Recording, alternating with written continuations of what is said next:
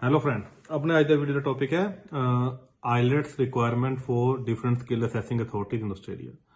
This might be a very general information, but it is the most important information which will be very practical for you if you have this before choosing any course or starting any course in Australia. First of all, we know that there are a lot of English tests available like IELTS and PT and OAT even for nursing. But the requirement for the assessment and the requirement for the immigration may vary. Like department require you have to have minimum 6 each band to apply for a PR visa in Australia. But before deciding that, keep in mind that you have to pass through a primary stage of a skill assessment. Yes, the skill assessment is a mandatory criteria in Australia before applying any type of visa, any type of permanent visa in Australia. What happens when you complete your study in Australia? In the future, the new rules which are coming for bachelor and master, they may allow you to give a temporary visa automatically, that after completing bachelor or master, you may automatically be eligible for a temporary visa in Australia. These are the news which is recently floating by the department, but there is nothing yet confirmed. So this is the proposed way that you might be granted a bachelor master 485 in the future. Nothing for the vocational, news like vocational like that.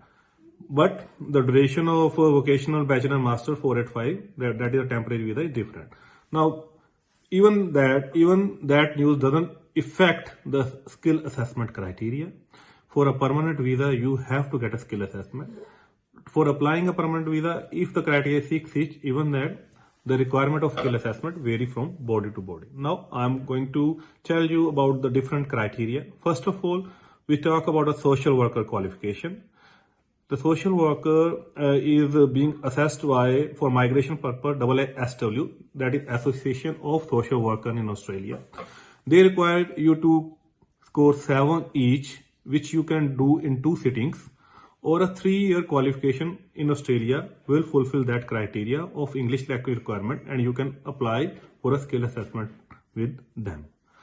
The second occupation is like engineers. They are being assessed by Engineering Australia, which is known as EA.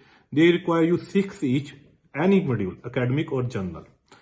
And if I miss then social worker, you require academic IELTS, not general will not work. Then there is a community welfare worker, and the association, and the ACWA is a skill assessing authority, that is Association of Community Welfare Australia is a skill assessing authority for that, and you require 7 each in any module like academic or general to qualify for the skill assessment. Further, AITSL, which is the skill assessing authority for teachers in Australia, they require you to have 8877, that listening and speaking you should have 8 band, and writing and speaking 7 each, and that too in academic IELTS. Further, if you have completed 4 years of study in Australia, that can substitute a IELTS score and you can get skill assessment without that.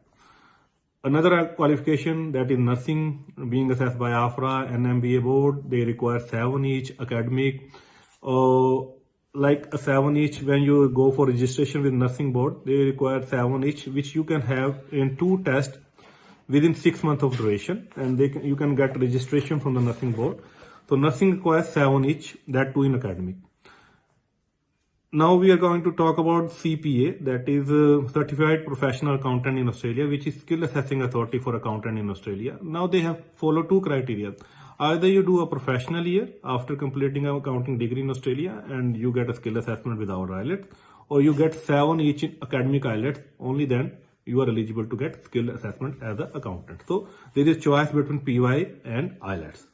Further, the assessing authorities like TRA, which is Trade Recognition Australia, VETISUS, and Childcare Organization, Childcare Services, ACEC, QA, and other professions, body like AIM, they do not require IELTS for skill assessment. They have their own criteria of experience and other criteria which you have to fulfill after gaining the qualification to get a skill assessment.